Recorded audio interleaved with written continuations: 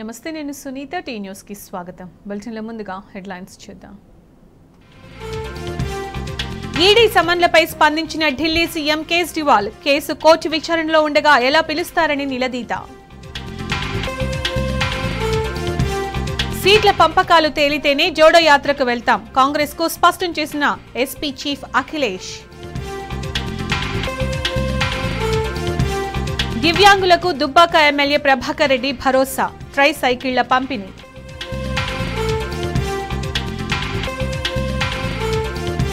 బాసర సరస్వతీదేవి ఆలయానికి పోటెత్తిన భక్తులు, ప్రత్యేక క్యూ లేకపోవడంతో మహిళల ఇబ్బందులు. కరీంనగర్ ఆసుపత్రిలో శిశువు కిడ్నాప్ కథ సుఖాంతం, మహిళతో పాటు డాక్టర్ అరెస్ట్.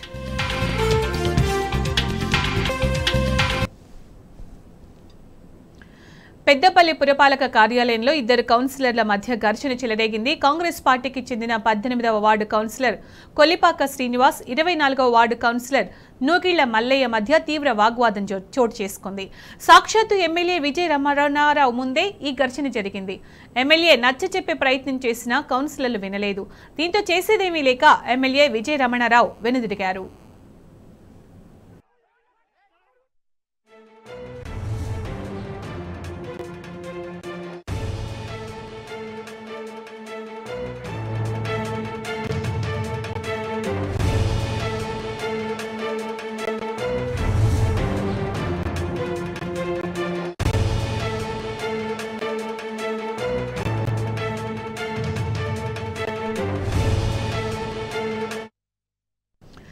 ఇదే అంశానికి సంబంధించి మరింత సమాచారం మా ప్రతినిధి రమేష్ అందిస్తారు.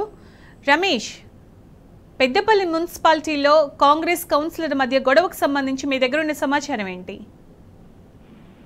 సునీత, పెద్దపల్లి మున్సిపల్ కార్యాలయ ప్రాంగణంలో కొద్దిసేపటి క్రితం కొద్దిగా ఉద్రిక్త పరిస్థితి నెలకొంది. పోలీసుల రంగ ప్రవేశంతో ప్రస్తుతం అయితే సమస్య అయితే సర్దుమదిగింది. కానీ మొత్తంగా విషయానికి వచ్చి చెప్పుకోవాల్సింది ఏంటంటే, పెద్దపల్లి మున్సిపల్ బడ్జెట్ సమావేశాలు ఈ రోజు నిర్వహిస్తున్నారు. ఈ నేపథ్యంలోనే బడ్జెట్ సమావేశాలకు హాజరు కావడానికి పెద్దపల్లి ఎమ్మెల్యే విజయ రమణారావు గారు రావడం జరిగింది. సాక్షాత్తు ఎమ్మెల్యే విజయరావు రావడం వెంటనే ఆ సమావేశానికి హాజరు కాక ముందే మున్సిపల్ నిధుల నుండి కొన్నటువంటి 2 ట్రాక్టర్లను ప్రారంభించడానికి కొబ్బరికాయ కొట్టున్న నేపథ్యంలో ఎమ్మెల్యే పక్కన నిల్చోడానికి, కేవలం ఎమ్మెల్యే పక్కన నేను నిల్చుంటానంటూ, నేను నిల్చుంటాను, నువ్వేంది ఇక్కడ ఎమ్మెల్యే పక్కన నిల్చోవడం అంటూ కూడా ఇద్దరు కాంగ్రెస్ కౌన్సిలర్ల మధ్య మొదటగా వివాదం వచ్చింది. ఇదే చిలికి గాలివానగా జరిగింది. మొత్తంగా ఇద్దరు కౌన్సిలర్లు ఏదైతే 18వ వార్డు సంబంధించినటువంటి కొల్లిపాక శ్రీనివాస్, 24వ వార్డు కౌన్సిలర్ నుగిళ్ల మల్లయ్య, ఇద్దరు కౌన్సిలర్లు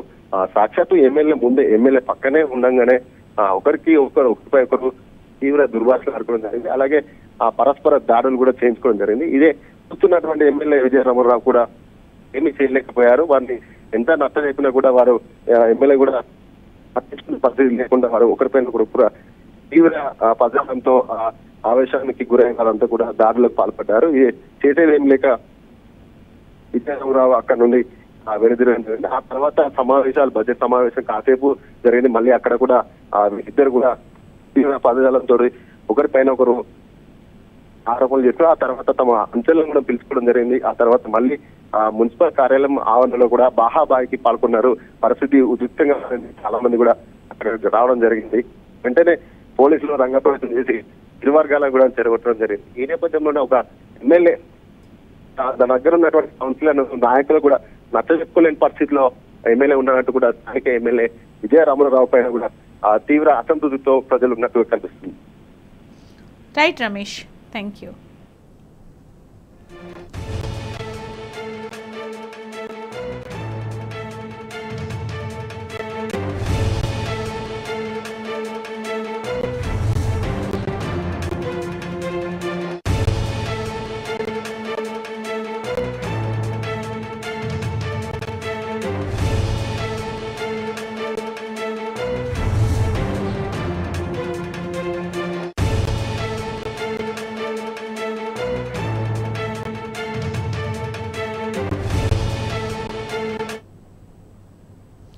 రాష్ట్రంలో ప్రభుత్వ ఉద్యోగాల కల్పనలో వర్టికల్ రిజర్వేషన్ అమలు చేయాలని డిమాండ్ చేశారు బీఆర్ఎస్ ఎమ్మెల్సీ కవిత. హారిజంటల్ పద్ధతిలో మహిళలకు రిజర్వేషన్ కల్పించడాన్ని ఆమె తప్పుబట్టారు. ప్రభుత్వం తీసుకొచ్చిన జీవో ద్వారా మహిళా అభ్యర్థులకు తీరని అన్యాయం జరుగుతుందని ఆవేదన వ్యక్తం చేశారు. ఈ విషయంలో జోక్యం చేసుకోవాల్సిందిగా కాంగ్రెస్ అధినేత్రి సోనియా గాంధీకి ఎమ్మెల్సీ కవిత లేఖ రాశారు. రాష్ట్ర ప్రభుత్వం ఫిబ్రవరి 10వ తారీఖు నాడు ఒక జీవో తీసుకొని రావడం జరిగింది. ఈ జీవో యొక్క సారాంశం ఏంటంటే, ఈ జీవో నంబర్ 3 యొక్క సారాంశం, ఇప్పటి వరకు మన రాష్ట్రంలో మహిళలకు ఉద్యోగాలలో హారిజాంటల్ పద్ధతిలో రిజర్వేషన్ అమలవుతూ ఉన్నది. అంతకుముందు 1996లో ఈ రిజర్వేషన్ల అంశం వచ్చినప్పుడు మహిళలకు హారిజాంటల్ రిజర్వేషన్ ఇస్తూనే వాటిని ఆల్మోస్ట్ వర్టికల్ రిజర్వేషన్తో ఈక్వల్గా చేయాలంటే రోస్టర్ పాయింట్ పెట్టాలనేటటువంటి ప్రతిపాదన తీసుకొని రోస్టర్ పాయింట్ ఇచ్చి మహిళలకు 100లో 33.3% ఉద్యోగాలు ఇవ్వాలనేటటువంటి నిబంధనలు 1996లో రావడం జరిగింది. ఈ దేశంలో దేశవ్యాప్తంగా ఉన్నటువంటి ఉద్యోగ అవకాశాలు మహిళలకు ఇవ్వడానికి 1996లో 2 జీవోలు వచ్చినాయి. ఒకటేమో 33.3% హారిజాంటల్ ఇవ్వాలి, రెండవది రోస్టర్ పాయింట్ ఇవ్వాలనేది. దాంతో అడ్వాంటేజ్ ఏమైందంటే 100 ఉద్యోగాలు వేస్తే 33% ఉద్యోగాలు గ్యారంటీగా మహిళలకు వస్తూనే ఇంకా ఎక్కువ ఉద్యోగాలు వచ్చేటటువంటి ఆస్కారం ఉండింది. ఇప్పుడు రాష్ట్ర ప్రభుత్వం కొత్తగా తీసుకొచ్చినటువంటి జీవోతో ఏంటంటే హారిజాంటల్ రిజర్వేషన్ మహిళలకు ఇస్తూ రోస్టర్ పాయింట్ అనేటటువంటిది కంప్లీట్గా రద్దు చేస్తున్నామంటూ జీవో ఇవ్వడం జరిగింది. ఈ రోస్టర్ పాయింట్ రద్దు చేయడం ద్వారా ఏం జరుగుతుందంటే మినిమం 33 ఉద్యోగాలు ప్రతి 100 ఉద్యోగాల్లో మహిళలకు ఇవ్వాలనేటటువంటి నిబంధన ఏదైతే ఉందో అది 33 రావచ్చు, 10 రావచ్చు, 15 రావచ్చు, 2 రావచ్చు. ఎటువంటి గ్యారంటీ మహిళలకు వచ్చే ఉద్యోగాల మీద ఉండదు. ఇది నేను చెప్తున్నటువంటి మాట కాదు, ఈ రాష్ట్రంలో ప్రతి ప్రధాన పత్రికలో కూడా కోడై కూస్తున్నటువంటి మాట. మరీ ముఖ్యంగా ఈ రోస్టర్ పాయింట్ మహిళలకు రద్దు చేయడం ద్వారా ప్రధానంగా ఎస్సీ, ఎస్టీ, బీసీ మహిళలకే తీవ్రంగా నష్టం జరిగేటటువంటి ఆస్కారం ఉంటుంది. ఇవాళ 2,50,000 మంది దాదాపుగా తెలంగాణ పబ్లిక్ సర్వీస్ కమిషన్లో అప్లై చేసుకుంటే అందులో 1,00,000 మంది మా ఆడబిడ్డలు ఉన్నారు. వాళ్ళందరికీ ఈ అంశాలు తెలవాలి, ఆడబిడ్డల తల్లిదండ్రులకు అర్థం కావాలి, మిగతా మగపిల్లలకు కూడా ఆడబిడ్డలకు జరుగుతున్నటువంటి అన్యాయం అర్థం కావాలి. కాబట్టి ఇక్కడ ఇంకొక అంశం దయచేసి తెలంగాణ ఆడబిడ్డలందరూ గమనించాలి. ఇక్కడ రాష్ట్ర ప్రభుత్వం ఏం చెప్తుంది, ఇప్పుడు మనకు రాజస్థాన్ పబ్లిక్ సర్వీస్ కమిషన్ మీద రాజేష్ దరియా అనేటటువంటి వ్యక్తి సుప్రీంకోర్టు పోయింది కాబట్టి ఆ సుప్రీంకోర్టు తీర్పు ప్రకారం తెలంగాణ హైకోర్టు తీర్పు ఇచ్చింది కాబట్టి మేము మార్చినామని చెప్తారు. కానీ ఈ తీర్పు అనేటటువంటిది నవంబర్ 2022లో వచ్చింది. కేసీఆర్ గారి ప్రభుత్వం ఏం చేసింది, ఇమీడియట్గా జనవరి 2023లో హైకోర్టుకి వెళ్ళి మేము దీన్ని ఒప్పుకోము, పాత విధానంలోనే మహిళల హక్కులు కాపాడే విధంగా రిజర్వేషన్ ఇస్తామని తెలంగాణ ప్రభుత్వం ఆనాడు చెప్పింది కేసీఆర్ గారి ప్రభుత్వం. ఇప్పుడు ఈ రేవంత్ రెడ్డి గారి ప్రభుత్వం రాగానే ఆగమేఘాల మీద ఆ కేసుని హైకోర్టులో వీళ్ళు విత్డ్రా చేసుకోవడం జరిగింది. ఎప్పుడు విత్డ్రా చేసుకున్నారు, మొన్ననే ఫిబ్రవరి 6వ తారీఖు నాడు, అంటే మెమో ఫిబ్రవరి 1 నాడు ఇచ్చిండ్రు, కేసు 6వ తారీఖు విత్డ్రా చేసుకున్నారు, 10వ తారీఖు నాడు జీవో ఇచ్చింది. ఇక్కడ రేవంత్ రెడ్డి గారి ప్రభుత్వాన్ని నేను 2-3 అంశాలు స్పష్టంగా ప్రశ్నిస్తా ఉన్నాను. మరి మీరు ఇచ్చినటువంటి జీవో ఇప్పటి నుండి మీరేసే నోటిఫికేషన్లకు వర్తిస్తుందా, లేకపోతే ఇదివరకే కేసీఆర్ గారి ప్రభుత్వంలో 60,000 పైచిలకు ఉద్యోగాలకు ఆల్రెడీ నోటిఫికేషన్లు అయి ఉన్నాయి, వాటన్నిటికీ కూడా వర్తిస్తుందా? మరి ఇప్పటిదాకా ప్రిపేర్ అవుతున్నటువంటి మహిళా క్యాండిడేట్లు 2 లక్షల ఉద్యోగాలు మీరు సంవత్సరానికి ఇస్తామంటే 33% లెక్క పెట్టుకున్నా 66,000 ఉద్యోగాలు ఆడబిడ్డలకు రావాలి. మరి ఈ సంవత్సరంలో మీరు ఇచ్చినటువంటి కొత్త జీవో ప్రకారం 66,000 ఉద్యోగాలు ఆడబిడ్డలకు వస్తాయా రాదా? ఆ విషయంలో మీరు స్పష్టత ఇవ్వాల్సిందిగా నేను రేవంత్ రెడ్డి గారిని డిమాండ్ చేస్తా ఉన్నాను. మీరు రాజకీయాలపై పెట్టినటువంటి శ్రద్ధ రోస్టర్ పాయింట్ పైన పెట్టుంటే ఇవాళ తెలంగాణ ఆడబిడ్డలకు ఈ అన్యాయం జరిగేది కాదు. రేవంత్ రెడ్డి గారికి మేము రిక్వెస్ట్ చేస్తా ఉన్నాం, ఈ జీవోను మీరు తక్షణమే తీసేయండి. అంటే సగానికి పైచిలకు ఆడబిడ్డలకు అన్యాయం జరుగుతున్నటువంటి ఈ జీవోను మీరు తీసుకురావడాన్ని మేము తీవ్రంగా వ్యతిరేకిస్తూ మిమ్మల్ని రిక్వెస్ట్ చేస్తా ఉన్నాం, ప్రభుత్వాన్ని డిమాండ్ చేస్తా ఉన్నాం. దాంతోపాటు సోనియా గాంధీ గారికి కూడా నేను ఒక ఉత్తరం రాస్తా ఉన్నాను. సోనియా గాంధీ గారు ఇందిరమ్మ రాజ్యం తీసుకొస్తాం, ఆడపిల్లలకు న్యాయం చేస్తామని మీరిచ్చినటువంటి గ్యారంటీ మీద, ఆనాడు చనిపోతున్నటువంటి బిడ్డల చావుల మీద రాజకీయం చేసి విద్యార్థులలో ఒక భయాందోళనకరమైనటువంటి వాతావరణం క్రియేట్ చేసి మీరు కొన్ని ఓట్లు తెచ్చుకున్నటువంటి విషయాన్ని ఇవాళ తెలంగాణ ప్రజానీకానికి గుర్తు చేస్తూ సోనియా గాంధీ గారిని నేను రిక్వెస్ట్ చేస్తా ఉన్నాను. ఈ రాజస్థాన్ విషయంలో సుప్రీంకోర్టు ఇచ్చినటువంటి తీర్పు మరి దేశవ్యాప్తంగా కూడా మహిళల యొక్క హక్కులకు భంగం కలిగించే విధంగా ఉన్నది. ఒక్కసారి తెలంగాణ సమాజంలో కుటుంబాలను ఆలోచించాలి. మనం ఆడపిల్లలు చదివించడానికే వెనక ముందు అవుతున్నాం. కానీ ఏదో కొంత ఉద్యోగాలు వస్తాయి గ్యారంటీ ఉందని చదివిస్తూ ఉన్నాం. ఇవాళ ఆడపిల్లలకు వచ్చే ఉద్యోగాలకు గ్యారెంటీ లేవంటే కనీసం వాళ్ళ చదువులు కొనసాగే పరిస్థితి ఉంటుందా? ఒక్కసారి ఆలోచన చేయాలి.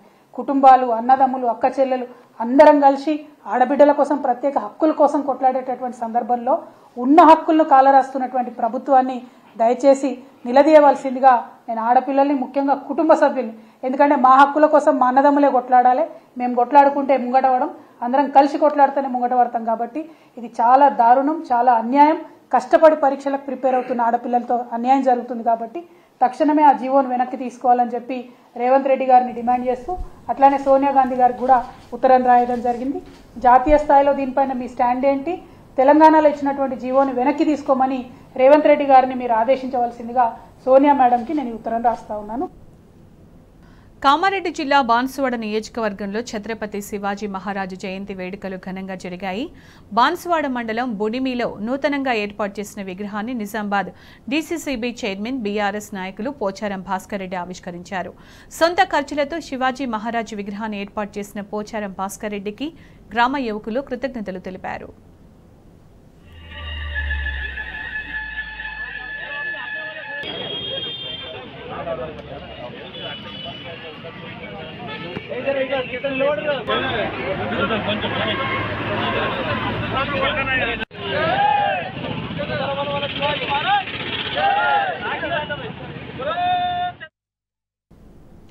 శ్రీశైలం నాగార్జున సాగర్ ప్రాజెక్టులో కేఆర్ఎంబీ ఆధీనంలోకి పోకుండా 10 ఏళ్ల పాటు కాపాడిన బీఆర్ఎస్ ప్రభుత్వం ఆ ప్రాజెక్టుల అప్పగింతకు ముందస్తుగా కేంద్రానికి అనేక షరతులు విధించింది. వాటిని నెరవేర్చితే తప్ప ప్రాజెక్టులను అప్పగించేది లేదని అనేక సమావేశాల్లో తెగేసి చెప్పింది.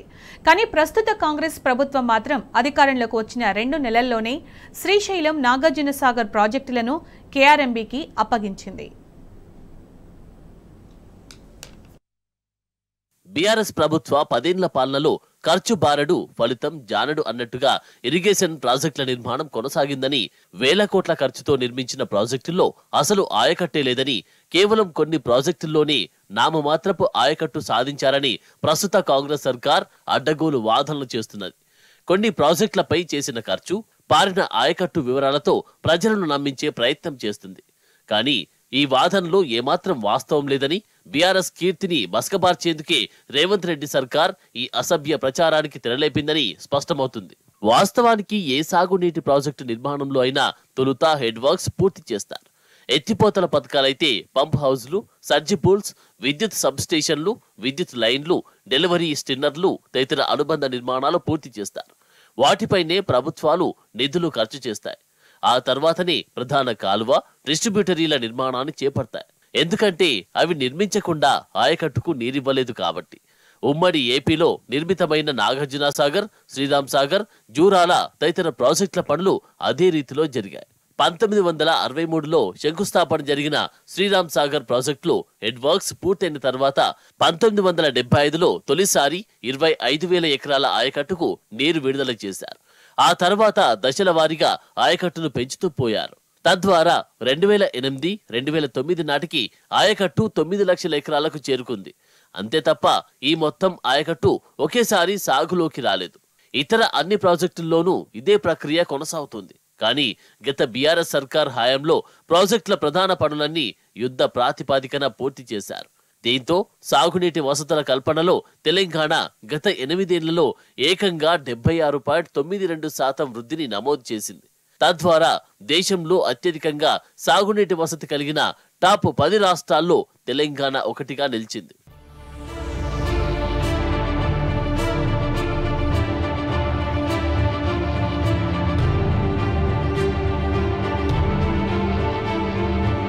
రీడిజైన్ లో ప్రాజెక్టులను నాశనం చేశారని కాంగ్రెస్ సర్కార్ ఆరోపిస్తున్నది. వాస్తవానికి తెలంగాణ రాష్ట్రం ఏర్పడిన తర్వాత చేపట్టిన ప్రాజెక్టులన్నీ ఉమ్మడి రాష్ట్రంలో మంజూరైనవి. ఆయా ప్రాజెక్టుల్లో ఉన్న సాంకేతిక అంతర్రాష్ట్ర సమస్యలతో పాటు నీటి లభ్యత, నీటి నిల్వ, పర్యావరణ, వన్యప్రాణి సంరక్షణ, ముంపు బాధితుల పునరావాస సమస్యలను తొలగించుకోవడానికి రీఇంజనీరింగ్ చేపట్టాల్సి వచ్చింది. తద్వారా అనుమతులను త్వరగా సాధించుకోవడానికి, పనులను వేగవంతంగా నిర్వహించుకోవడానికి వీలైంది. రీఇంజనీరింగ్ ప్రాజెక్టుల్లో అత్యధికంగా విమర్శలకు గురవుతున్న కాళేశ్వరం ప్రాజెక్టు నిర్మాణం 2016లో ప్రారంభమైంది. 2019 నాటికి మేడిగడ్డ మొదలుకొని కొండపోచమ్మ జలాశయం వరకు అన్ని ఎడ్వర్క్స్ ను పూర్తి చేసేందుకు బీఆర్ఎస్ ప్రభుత్వం ఆ 3 ఏళ్లలోనే మొత్తం ఆయకట్టు రాలేదని కాంగ్రెస్ ప్రభుత్వం విమర్శిస్తుంది. దీన్ని బట్టి విమర్శలకు కాళేశ్వరం ప్రాజెక్టు స్వరూపం తెలియదని స్పష్టమవుతుంది. ఎందుకంటే కాళేశ్వరం హెడ్ వర్క్స్ లో ప్రధాన పనుల కంపోనెంట్స్ వందల సంఖ్యలో ఉన్నాయి. గోదావరి జలాల్లో తెలంగాణకు ఉన్న వాటాను సమర్థంగా వినియోగించుకునేందుకు చేపట్టిందే కాళేశ్వరం. తెలంగాణలో మధ్య గోదావరి సబ్ బేసిన్ లోని కడెం, స్వర్ణ నదులు శ్రీరామ్ సాగర్ ప్రాజెక్టుకు దిగువన గోదావరిలో కలుస్తాయి. వాటి ద్వారా వచ్చే నీరు ఎల్లంపల్లి బరాజ్లోకి చేరుతాయి. మానేరు సబ్ బేసిన్ లో నీటి ప్రవాహాలు చాలా స్వల్పం. వాస్తవానికి ఏటా 1500 నుంచి 3000 టీఎంసీల గోదావరి జలాలు వృధాగా సముద్రంలో కలిసిపోతున్నాయి. ఆ నీరంతా గోదావరిలో ప్రాణహిత, ఇంద్రావతి, శబరి నదులు కలిసిన తర్వాతే వస్తున్నట్టు ఇంజనీర్లు గమనించారు.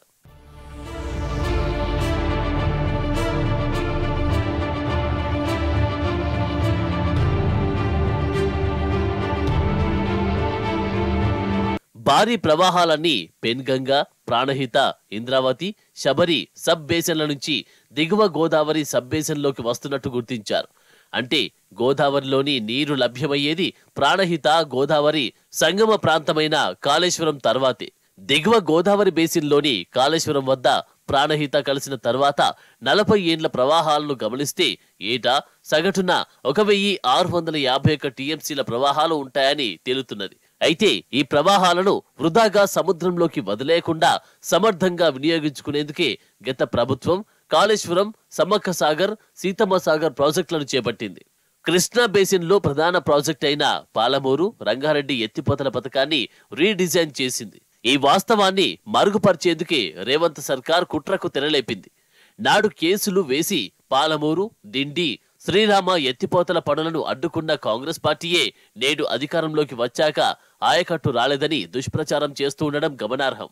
మేడిగడ్డ మాదిరిగా అన్నారం, సుందిళ్ల బరాజులు కూడా కూలిపోతాయని national dam safety authority vigilance విభాగం నివేదికలివ్వడం, వాటికి సాకుగా చూపుతూ ప్రస్తుత కాంగ్రెస్ సర్కార్ ఆరోపణలు చేయడం విడ్డూరంగా ఉంది. ఎందుకంటే బరాజులో కుంగుబాటుకు కారణమేమిటన్నది పునాది పరిశీలన, భూభౌతిక పరీక్షల తర్వాతే స్పష్టంగా తెలుస్తుంది. ఇప్పటికే ఆ దిశగా పనులు కొనసాగుతున్నాయని, కుంగుబాటుకు సంబంధించిన వివరాలు, కారణాలు మరో వారం రోజుల్లో తెలుస్తాయని అధికారులు చెబుతున్నారు. ఇటీవల మేడిగడ్డను సందర్శించిన సీఎం రేవంత్ రెడ్డికి అక్కడి అధికారులే స్వయంగా ఈ విషయాన్ని స్పష్టం చేశారు. కానీ నేషనల్ డ్యామ్ సేఫ్టీ అథారిటీ బృందం సభ్యులు కేవలం 2 గంటల పాటు బరాజును సందర్శించారు. పై పరిశీలన ఆధారంగా అనేక ఆరోపణలు, అంచనాలతోనే ఊహాజనిత నివేదికను విడుదల చేశారు. ఆ నివేదికల్లోని అంశాలను తిరస్కరిస్తూ రాష్ట్ర ప్రభుత్వ ఇంజనీర్లు ఇప్పటికే సవివరమైన జవాబులు అందజేశారు. భూభౌతిక పరీక్షల ఫలితాలను పంపాలని డ్యామ్ సేఫ్టీ అథారిటీ కూడా తెలంగాణ సర్కార్కు లేఖ రాసింది. విజిలెన్స్ అధికారులు కూడా ఎన్డీఎస్ బృందం తరహాలోనే బరాజ్లను సందర్శించి ఎలాంటి పరీక్షలు చేయకుండానే నివేదికను సమర్పించారు. అయినా నివేదికలే తమకు శిరోధార్యం అన్నట్టు రేవంత్ సర్కార్ వ్యవహరిస్తున్నది. తద్వారా గత బీఆర్ఎస్ సర్కార్ను బదనాం చేసేందుకు ప్రయత్నిస్తున్నది. ఎంతో విలువైన ప్రాజెక్టును విఫల ప్రాజెక్టుగా చూపేందుకు పాకులాడుతున్నది. వాస్తవానికి మొత్తం 8 బ్లాకులున్న మేడిగడ్డ బరాజ్లో కేవలం 7 బ్లాకులు మాత్రమే కుంగుబాటు జరిగిందని, మిగతా బ్లాకులన్నీ సురక్షితంగా ఉన్నాయని అధికారులే వెల్లడిస్తున్నారు. కానీ అందుకు భిన్నంగా అన్నారం, సుందిళ్ల బరాజులు కూడా ప్రమాదపుటంచున ఉన్నాయని రేవంత్ సర్కార్ దుష్ప్రచారం చేస్తుంది. దీన్ని కనిపెట్టి మేడిగడ్డ పునరుద్ధరణపై దృష్టి పెడితేనే రైతులకు, రాష్ట్రానికి ప్రయోజనం చేకూరుతుంది. మేడారం మహాజాతరకు పోలీస్ శాఖ సిద్ధంగా ఉన్నట్లు ములుగు జిల్లా ఎస్పీ శబరీష్ తెలిపారు. సుమారు 2 కోట్ల మంది భక్తులు జాతరకు హాజరయ్యే అవకాశం ఉందన్న ఆయన కట్టుదిట్టమైన ఏర్పాట్లు పూర్తి చేశామన్నారు. ట్రాఫిక్ అంతరాయాలు ఏర్పడకుండా అన్ని చర్యలు తీసుకుంటున్నట్టు ఎస్పీ శబరీష్ చెప్పారు.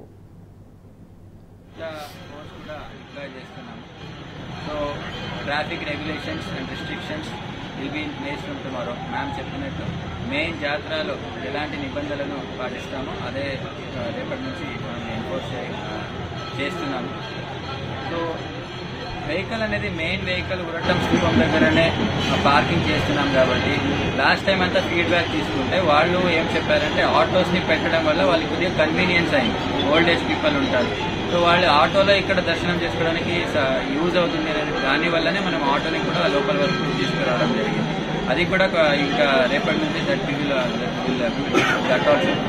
సో అదర్వైజ్ షాప్స్ కూడా జనాలు ఎక్కువ వస్తారు, షాప్స్ కూడా నష్టం జరుగుతుంది. సో అది అవాయిడ్ చేయడానికి దయచేసి మీరు రోడ్కి ఆనుకోకుండా దూరంలో పెట్టుకోవాలి అని నేను రిక్వెస్ట్ చేస్తున్నాను. పసరా జంక్షన్ అనేది చాలా ఇంపార్టెంట్ పాయింట్. ఒక్క సెకండ్లో ఒక్క వెహికల్ ఆగినా దాని వెనక 10-15 వెహికల్స్ ఆగిపోతాయి. ఇప్పటి నుంచి కూడా ఇంకా మెయిన్ ఇప్పటి వరకు జరిగింది ఒక లెక్క అయితే, ఇప్పటి నుంచి ఏం జరుగుతున్నది that is the second chapter. So I request all the media people to cooperate with us and also the devotees who are coming. ఎంత దూరం నుంచి వస్తున్నారో మీకు ఆల్రెడీ నిన్న నేను ఒక వీడియో కూడా రిలీజ్ చేయడం జరిగింది. అది చూస్తే దట్ ఈస్ సెల్ఫ్ ఎక్స్ప్లెనేటరీ. మీకు ఎక్కడి నుంచి వస్తే ఎలా పార్కింగ్ చేసుకోవాలనేది కూడా ఆల్రెడీ ఎక్స్ప్లెయిన్ చేయడం జరిగింది. మీకు ప్రతి ఒక్క పాయింట్లో కూడా మన పోలీస్ ఆఫీసర్స్ ఉంటారు, వాళ్ళు ఇదే రకంగానే మీకు కూడా గైడెన్స్ ఇస్తారు. వేములవాడ రాజన్న క్షేత్రానికి భక్తులు పోటెత్తారు. రాజరాజేశ్వరాలయం శివనామస్మరణతో మారుమోగుతోంది. తెల్లవారుజాము నుంచి స్వామివారి దర్శనానికి క్యూ లైన్లలో భక్తులు బారులు తీరారు. ఆలయ ధర్మగుండంలో స్నానాలు ఆచరించి కోడెమొక్కులు తలనీలాలు సమర్పించుకుంటున్నారు. స్వామివారి దర్శనానికి 6 గంటల సమయం పడుతోంది.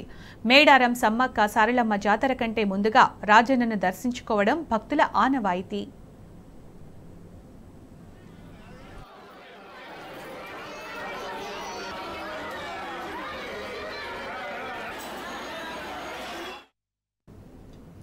నల్గొండ జిల్లా నార్కెట్పల్లి మండలంలోని చెరువుగట్టు గ్రామంలో శ్రీ పార్వతీ సమేత జడల రామలింగేశ్వర స్వామి బ్రహ్మోత్సవాలు ఘనంగా కొనసాగుతున్నాయి. ఇవాళ రోజు తెల్లవారుజామున అగ్నిగుండాల కార్యక్రమాన్ని అర్చకులు అంగరంగ వైభవంగా నిర్వహించారు. స్వామి అమ్మవార్లను పర్వత వాహనంపై మంగళ వాయిద్యాల మధ్య ఊరేగింపుగా తీసుకొచ్చారు. సాంప్రదాయం ప్రకారం వీరముష్టి వంశీయులు మొదట పూజలు నిర్వహించి అగ్నిగుండాల కార్యక్రమం ప్రారంభించారు.